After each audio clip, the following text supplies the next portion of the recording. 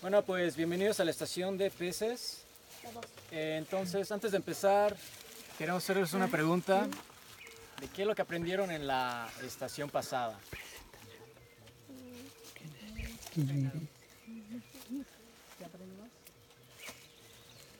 Otras maneras de Cuidar el río y las aguas, los mantos acuíferos, ¿Por qué? ¿Qué pasaría si no cuidamos el río? porque se están cambiando muchas biodiversidades. Biodiversidad, se ¿vale? están extinguiendo las especies que había y el río por igual. Exactamente. Bueno, en esta estación estamos el doctor Zach Cullenberg, el biólogo Aaron Rose y su servidor Gastón Jofre, y vamos a hablar un poquito más del impacto de la contaminación del ser humano en el medio ambiente con los peces. Entonces, aquí les voy a pedir que no se acerquen mucho a la pecera de favor, porque no tenemos mesita, improvisamos un pequeño estante. Pero les voy a pasar mi celular, hay una cámara aquí que está grabando los peces, entonces ahí para que lo vayan checando.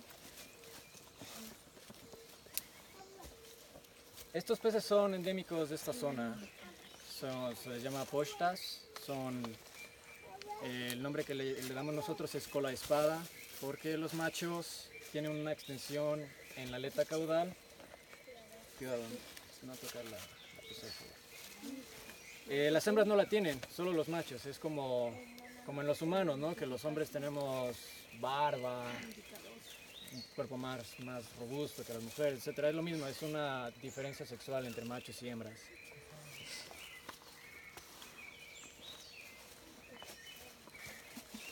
Entonces, aquí en estos ríos había dos especies. Una que es los cola de espada huastecos, se les llama, y los cola de espada serranos. La cosa es que la contaminación de estos ríos ha causado que se confundan con su olfato, entonces no puedan identificarse entre esas especies, se confunden y se entrecruzan. Entonces empezamos a tener justo estos peces, que estos son híbridos. Si ustedes estuvieron ayer en la plática, un ejemplo muy claro de híbridos es cuando cruzan un caballo con un burro. ¿Qué es lo que sale? Una mula, ¿no? ¿Y qué pasa con la mula si la cruzan con un burro o un caballo? Ya no da, ¿verdad? Exacto, es porque estas dos especies ya están muy separadas. En este caso, los peces huastecos y los serranos, las pochtas huastecas y serranas, son muy cercanas entre sí, entonces al entrecruzarse las crías pueden seguir creando crías y se genera esta población de híbridos. La generación de híbridos en los animales de hecho es algo más común de lo que se pensaba. Pasa muchísimo en las aves, en los reptiles y en los peces. Lo que está pasando aquí es que el impacto del ser humano está acelerando, está promoviendo esta hibridización. O sea, puede que sea natural, pero sin contaminación no sería tan abundante. La contaminación está acelerando este proceso, entonces por eso tenemos esta población de híbridos. Entonces podría decir que si ven híbridos en un río, es un indicador de que hay algo que está pasando en el agua. ¿Y cómo los identificamos? Muy buena pregunta. Mi celular está por ahí, no sé si alguien lo tiene. Hasta allá. ¿Lo necesitas? Sí, para ver si hay algún pez enfocado.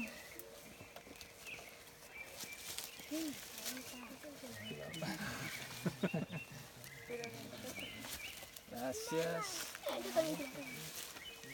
Miren, este que está aquí, este es un macho híbrido. Una de las especies va a tener la espada, la otra no la va a tener. Entonces si ven un macho grande con una espada medio intermedia, no tan larga, digamos como de medio centímetro o menos, lo más seguro es que sea híbrido. Esa es la forma más fácil de identificar estas dos. Pero hay varios rasgos que son diferentes entre las dos especies parentales. Por ejemplo, también igual en las colas del pocha huasteco, a veces, muchas veces tienen puntos negros, pero la especie que está aquí en las montañas no tiene. Así otra vez, si encuentro un pez con una espada y los puntos, eso también es un señal que es un híbrido. Así hay varias formas, pero la espada es lo más fácil. La especie que vive en altas montañas se llama la huasteca. Sí, la huasteca, la pocha con cola de espada grande, no va a formar estos parches negros en el cuerpo. Eso lo forma la pocha de alturas bajas, la que no tiene espada, la que también forma estas manchitas en la cola. Van a tener estos parches en el cuerpo, son como lunares, digamos. Se le llama melanosis. Sí. Melanosis. Los híbridos inclusive pueden generar unos parches aún más grandes, unos lunares inclusive más grandes. Entonces, este que está paradito enfrente de la cámara es el que tiene muchos puntitos negros que inclusive puede crecer a cáncer. O sea, esto no es cáncer todavía. Cuando se crece más, la mancha sí puede causarle un cáncer al pez. Entonces eso también es una manera de identificar a los híbridos. Si están con muchos parches negros, lo más seguro es que sea un híbrido.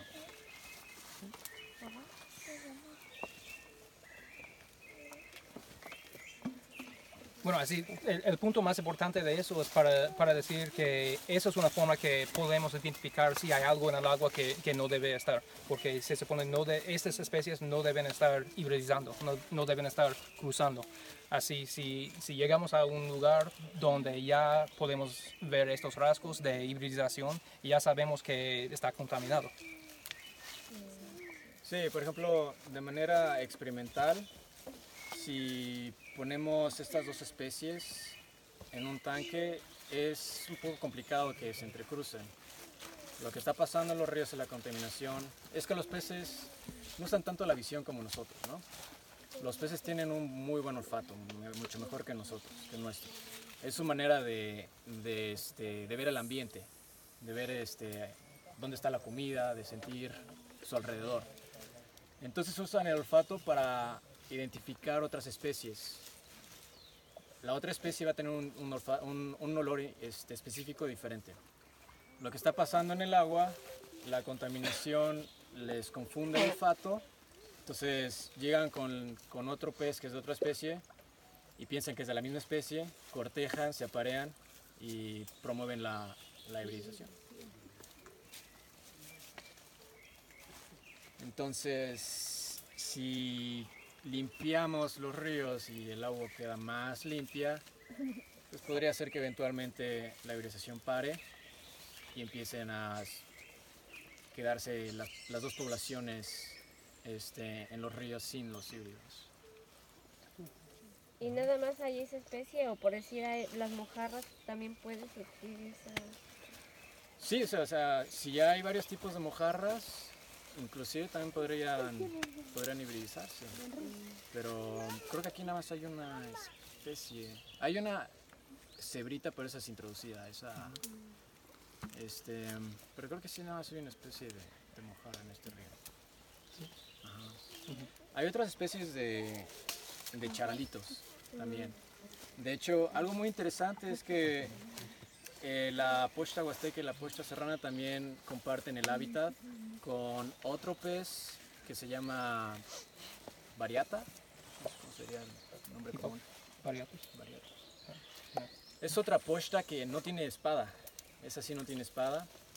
Y aunque comparten el ambiente, esos sí no se hibridizan entre los otros dos. Porque ya tienen una lejanía en su linaje evolutivo, digamos, están más alejados. Sus genes ya son más diferentes. Sí, tienen más tiempo que han estado separados las especies. Ajá, exactamente. O sea que aquí en el río de Calnali hay más diversidad de peces que los que nos comentan. Simplemente los que nos dice usted son como nativos, ¿no? De aquí. Son endémicos. Ajá, y los demás, porque por ejemplo nos ha tocado ver que de repente llevamos a los niños y hay personas cazando peces y muy grandes. Bueno, Son solomiches, es lo que más, bueno, aquí le Solomiche. solomiche es. No ¿Como el tiene pelgato? escamas, tiene bigotito. Ah, es como el pez gato, ¿no? no, es, también goby. Goby. Ah, Creo sí, que sí, son sí. solomiches. Sí. Sí, Mojarra, Sí. nada más porque ella explicó que es una sola especie. sí. Bueno, algo muy importante sobre la especie de la hibridización. Cuando les generan manchas, al crecer empiezan a generar una situación de cáncer dentro de la puesta. Ajá. ¿Eso es dañino no para nosotros como seres No. humanos? Para nada. Aunque los coman, no pasa nada. No. Ajá. Lo que nos daña es el ambiente, pues, como a ellos.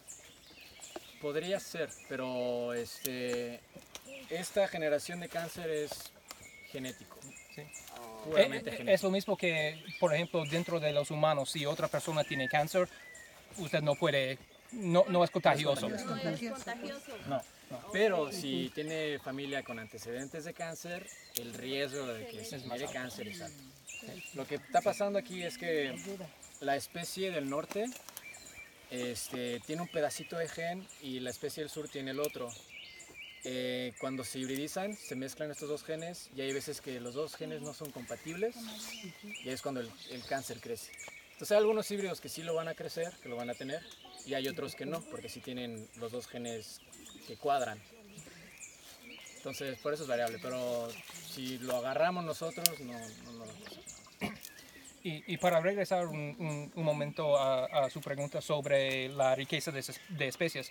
La riqueza de especies, es decir, el número de especies que nos encontramos en un solo lugar, de manera general en las montañas, la riqueza aumenta mientras baja la montaña. Así, entre más bajo y más grande el río, más espacio, más hábitat para los peces. Así, de manera general, mayormente hay más especies allá abajo. Por ejemplo, en Atlapechco hay como 4 o 5 especies de postas. Aquí nada más hay dos o tres. Así, de manera general, entre más alto hay menos especies. Pero Sí. Y lo interesante es que, por ejemplo, estos híbridos están aquí en Calnali, en la zona de Calnali, pero si ustedes siguen el río hacia arriba, por donde está la toma de agua, y siguen mucho más, ya no va a haber híbridos, va a estar una de las especies parietales. Y es porque también el río ya está muy chico, ya no hay tanta diversidad. La otra especie ya originalmente no se encontraba a esas alturas. Originalmente, antes de la hibridización, se encontraban a alturas intermedias, como 700 metros de altura, etc. y, bueno, el segundo punto para acercarnos a eso, tengo una pregunta. ¿Alguien tiene una idea de cuál es el efecto de la hibridización sobre la biodiversidad? Se pierden las especies, ¿no? Se pierden, Disminuyen. ajá. Sí, eso es un tema muy importante, porque aunque como dijo Gastón, la hibridización puede ser natural y de hecho muchas especies que están en el mundo se deben a la hibridización para que estén, pero a veces no es natural y eso puede ser un problema porque mientras las especies se cruzan, si cruzan mucho, ya las especies parentales ya no existen. Así, eso es una pérdida de biodiversidad. Así, eso es un punto muy importante para la contaminación y una manera de que puede tener un efecto sobre la biodiversidad. Sí, se hace una mezcla, todos se cruzan entre todos y se vuelve un conjunto. Entonces se pierden ambas especies, ¿no? Pero entonces también aquí sería importante reflexionar que, por ejemplo, muchos padres de familia tenemos la costumbre de comprar peces de ornato para nuestros hijos. Eso es Y muy después importante. los liberamos y entonces ya la calidad se va perdiendo porque se van mezclando entre ellos. Y no nada más pasa con los peces, sino con cualquier otro animal, digamos serpientes, ¿no? Aquellos que les gusta tener mascotas exóticas. Sí, Entonces sí. empieza el Es ecosistema malísimo. Inclusive, si alguien tiene peces de ornato, cuando se mueran, no los echen al water, no los echen al WC, porque igual y no están tan muertos, o igual y, por ejemplo, estos peces, las hembras se embarazan, ¿no? Las hembras, al momento de reproducirse, no es que pongan huevos y los huevos crezcan afuera en el agua, sino los huevos están adentro de la hembra se embaraza, inclusive se pueden ver pececitos recién nacidos así de 1 centímetro o menos. Entonces si piensan que la hembra ya murió y la echan al WC, le jalan, los pececitos, las crías van a salir y van a empezar a poblar donde llega el desagüe, ¿no? Entonces, enterrarlos es lo más bueno. Hay otra especie que se llama Teleri, otra posta muy bonita que tiene una espadota, que son, si ustedes van a cualquier acuario en Pachuca o igual en Huejutla, si les venden un pez con la espada, lo más seguro es que vaya a ser esta especie de Teleri. Sí. Y ya hay muchísimas poblaciones en México, inclusive en Estados Unidos, que no son naturales porque la gente los tiene de ornato y dicen, ya no quiero tener pez, mejor lo dejo libre en su hábitat. Que no es su hábitat, ¿no? Su hábitat natural es aquí en México por la zona de Veracruz, Puebla, la zona sureste de México. Esa es la zona endémica de estas especies, pero ya están en todos lados.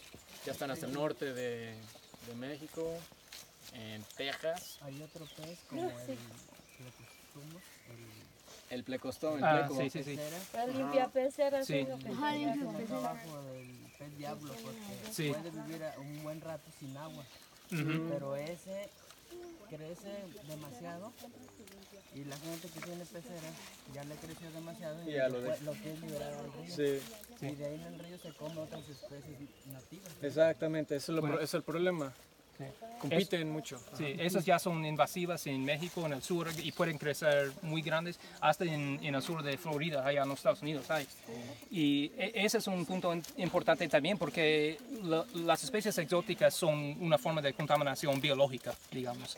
Y el problema con las especies exóticas no solamente es que pueden llegar a hibridizarse, sino también es competencia.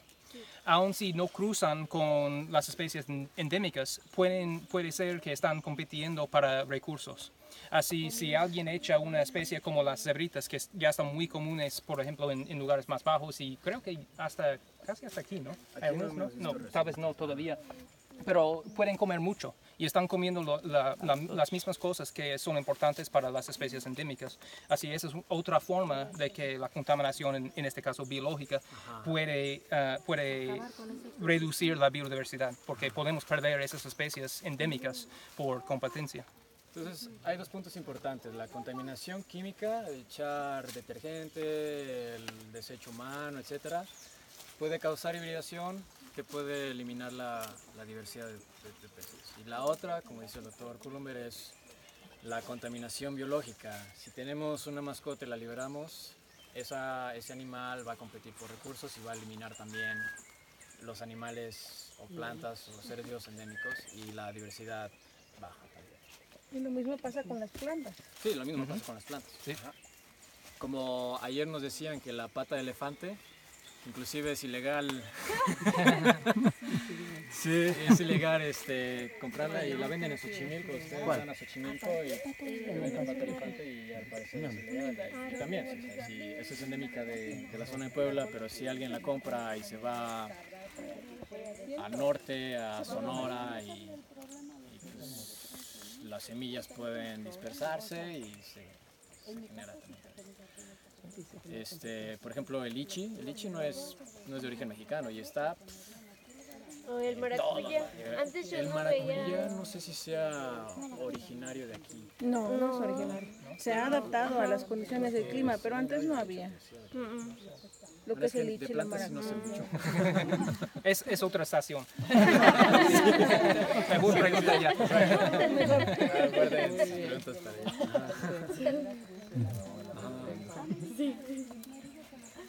Entonces, pues no sé si tengan más preguntas. Y durante estos años que ustedes han venido a investigar esto, ¿ha habido ya, hace un cambio año tras año de que ha habido más peces híbridos? Creo que la misma ¿O es la cantidad, misma? sí. Algo interesante, igual esto se vuelve muy específico y técnico, es en otros ríos los híbridos están muy híbridos, son totalmente mezclas. En el río Calnali lo que estamos viendo es que esta población de híbridos se está separando un poquito. Entonces hay un grupo de híbridos que se parece mucho a una especie y hay otro grupito de híbridos que se parece a otra especie. O sea, hacemos la prueba genética y vemos que son híbridos, pero uno tiene como un 30% de mezcolanza y otro grupo tiene como un 70% de mezcolanza. Entonces ya se están haciendo dos grupitos diferentes. No son especies, no son de las dos especies de huasteco serrana, y es lo que estamos viendo, que se está produciendo esto en Calnali, y pues hay muchísimas preguntas de por qué y qué es lo que puede pasar, porque inclusive estos ya se están reproduciendo entre su propio grupo. Pues están los dos grupitos de híbridos, pero ya no se están llevando entre ellos. Se están llevando nada más con sus colegas, parece. Entonces es algo que estamos viendo, y pues sigan viniendo aquí cada año para ver qué noticias. Ajá. Creo que tenía... No. Ah, ¿ya llegó? Ah, vale. Ok. Bueno. Muchas gracias.